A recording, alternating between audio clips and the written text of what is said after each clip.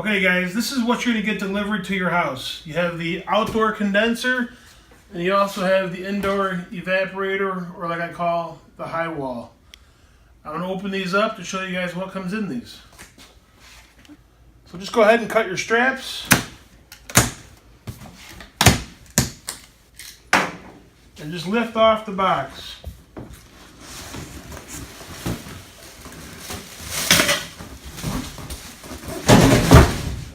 And this is your condenser, which will be going on the outside of the house. With the condenser, you're going to get a best installation practices. Please read that. You're also going to get a kit that has a sleeve to go through the wall and some duct seal to fill that sleeve after your line set is put in it. That's all that comes with the condenser. Let's open up the high wall and see what comes with that.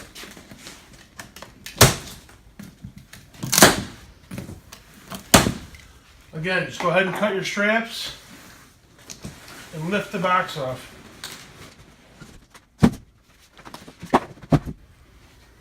And with your high wall unit, you're going to get a template to help you hang the bracket. You have the high wall unit itself inside the box that is already attached to the line set. You have your smart controller. This is what you use for the Wi-Fi.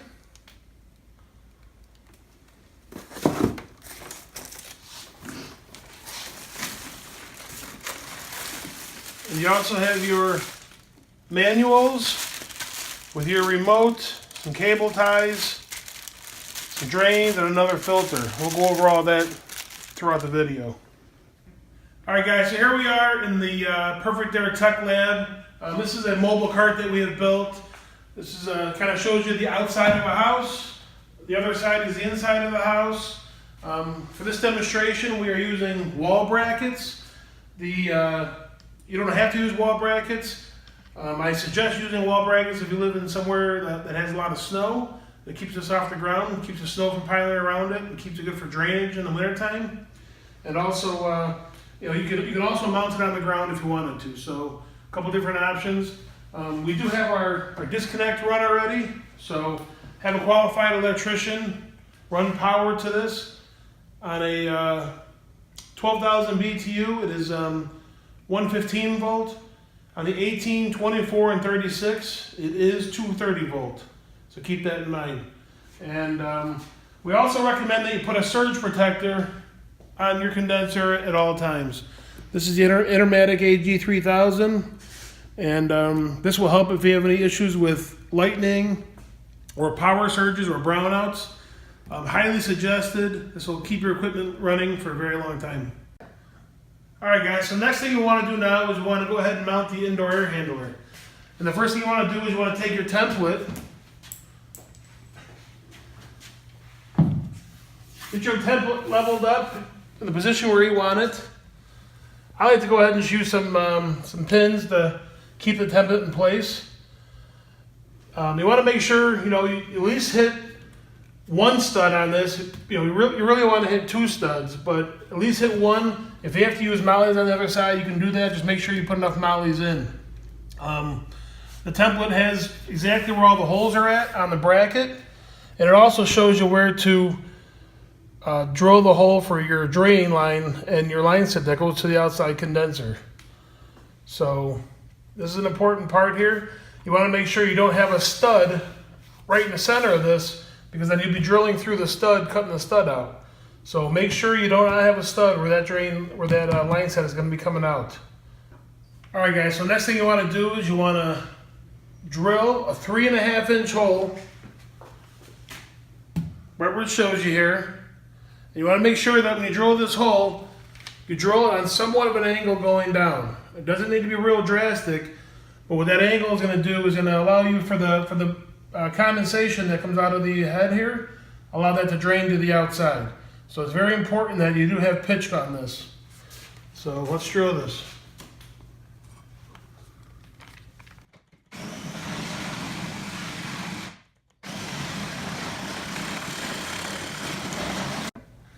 Alright guys, so now that we got the hole drilled, we want to go ahead and mount our bracket that's on the back of the unit there.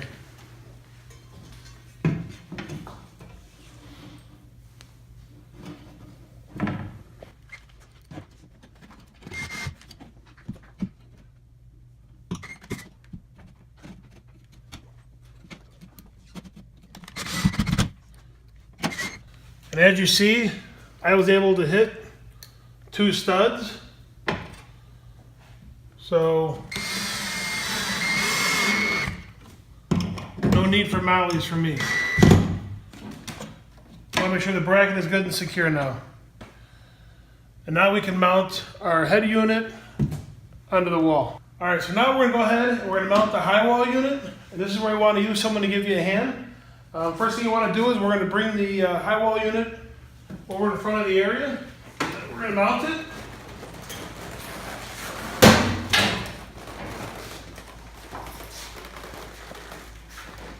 And then we're going to go ahead and cut those cable ties. And we want to roll the line set out to give us length to get it rolled out so it's easier to work with. Have one person holding the head, one person rolling out the line set. And then after he gets that line set unrolled, he's going to walk it back up this way, and he's going to feed it through the hole that we drilled earlier.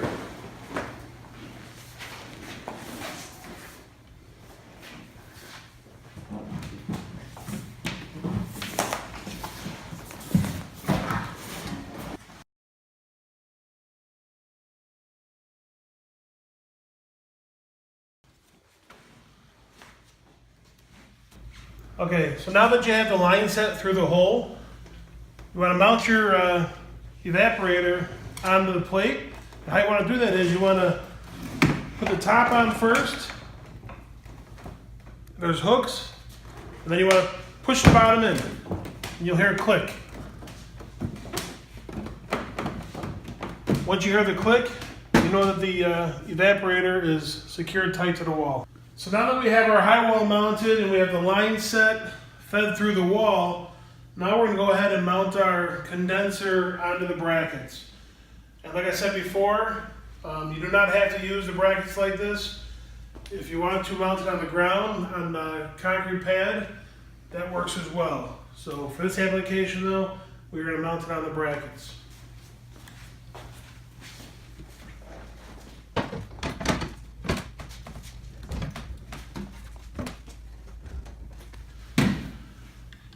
Now that we have the condenser mounted on the brackets, we want to go ahead and take our line set, and for being so short right now, we're really going to have it coiled up. In your typical installation, you're not going to be this close to your head unit, so you won't have as much line set. But for what we're doing today, you're going to have a little bit more coiled up behind here. So when you go ahead and bend your line set coming out of the wall and you bend it down, you want to take your time bending it down because this copper is solid copper up here. So you want to just kind of hold your hand and gently bend the line set down like so. You want to keep it prevent it from kinking in the inside here. It's pretty flexible, but again, you don't want to just crank on it and push down on it because you will kink it. So kind of put your hand here to support it and push down on the line set, and it'll eventually fall into place. All right, now that we have the condenser mounted, we have our line set coiled up behind the condenser. Now we're going to go ahead and attach our line set to the condenser. To do that, you need a Phillips screwdriver and 2 adjustable wrenches. First thing we're going to do is we're going to take off the cover.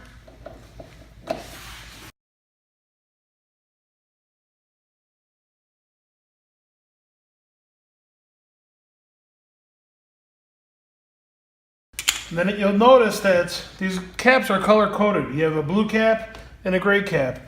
So clearly the blue cap goes to the blue cap and the gray cap goes to the gray cap. So all you need to do is take the gray caps off.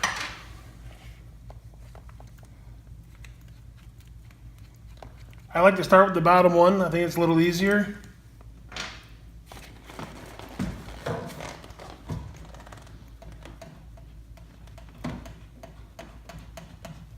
And go ahead and make your connection.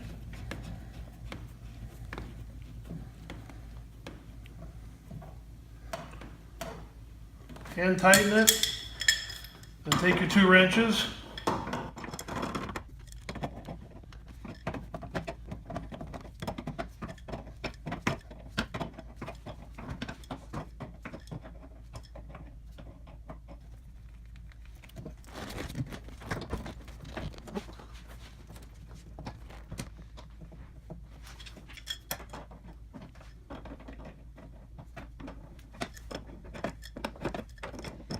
Alright, so now I have the line sets attached to the condenser. What we want to do next is we want to go ahead and open up the valves and release the refrigerant to run through the line set and through the head. And to do that, just take your adjustable wrench, pull off these caps.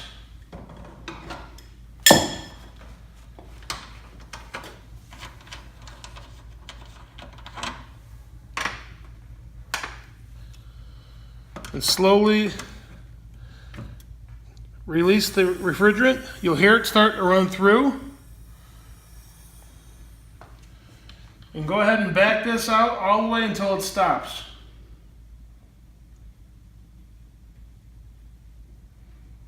Once it stops, you're done. Open the liquid line. Same thing. Open it until it stops. And you're done. After that, put your caps back on.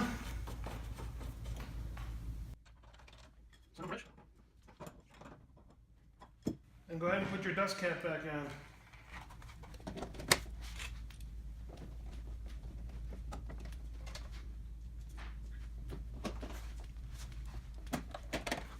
Alright guys, now we're getting ready to do our electric from the indoor head and also from the house going to the condenser.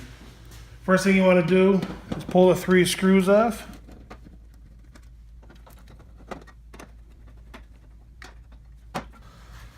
You'll see there's a Molex plug inside, and this is for the connection of the line set. Here's the line set line coming from the inside of the house. So what we're going to do is we're going to feed this through the cover. And then we're going to go ahead and make our connection at the condenser. Now our high wall evaporator is attached to the condenser electronically and with our refrigerant lines. And the next thing you want to do is run power from the house, from your disconnect. Make sure your disconnect is off, which ours is. Here's the disconnect part of it.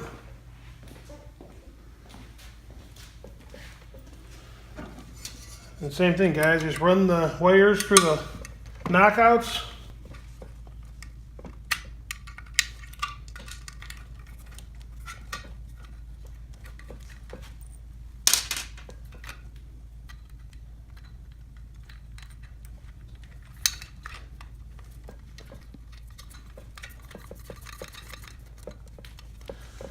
We strongly recommend that you have a certified electrician connect your power to the condenser.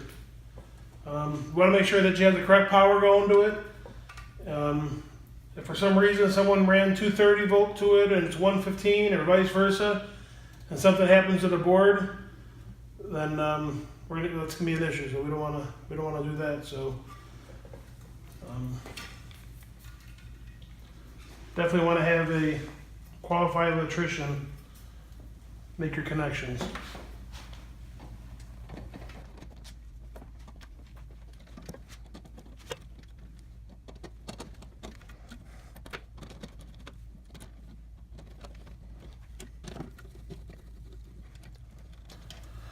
Make sure you connect your grounds.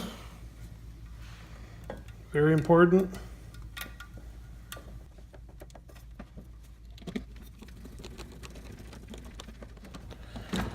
After you made all your connections, just go ahead and make sure all your wires are nice and snug, even the ones from the factory.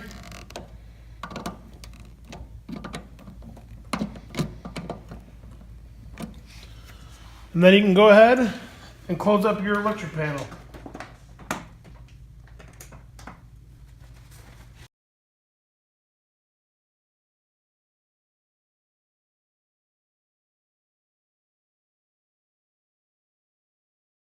Alright, so now we have the unit up and running. We have it in cooling mode.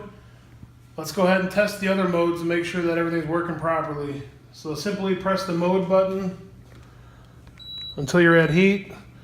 Go ahead and raise the temperature as high as it'll go, which is 86 degrees. And it could take up to 5 minutes before the reversing valve to operate and for the refrigerant to start blowing, or for the air to start getting hot, because the system will wait until the coil is 105 degrees before it'll blow any air on you. So it keeps you from being cold. So wait a few minutes. Let's go ahead and let the heat go. And then I would go through and try the dry mode, make sure that works, and also try the fan mode. Another thing, guys, if you have this in your bedroom at night and you don't like having the LED on, you can press this LED button. It'll turn the LED light off. LED light on. This follow me feature, what that is, that'll turn this handheld remote into your thermostat. So normally the high wall is reading the temperature, but if you feel that it's too hot or too cold in the space, use the follow me function, and that'll turn your remote control into your thermostat. So if it's close to you, it'll keep that temperature wherever you're at. This will communicate with the high wall every 3 minutes. You can also change the direction of the vane. You can have it so it swings. You can make it so it stops swinging. Or if you want to have it at a certain position, you can hit direct. And every time you hit it, it'll go up 5 degrees.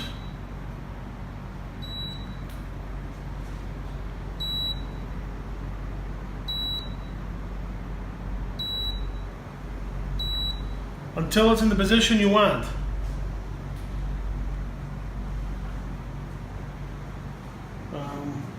There's also a turbo mode on your remote. The turbo mode is going to be the quickest way in order for you to get your comfort level to where you want it. So when you hit turbo, you'll see it'll say on. Now this system is working at full capacity. It's using everything it has to get that room to the temperature that is desired. So it'll be on that mode for 30 minutes or until the room is satisfied.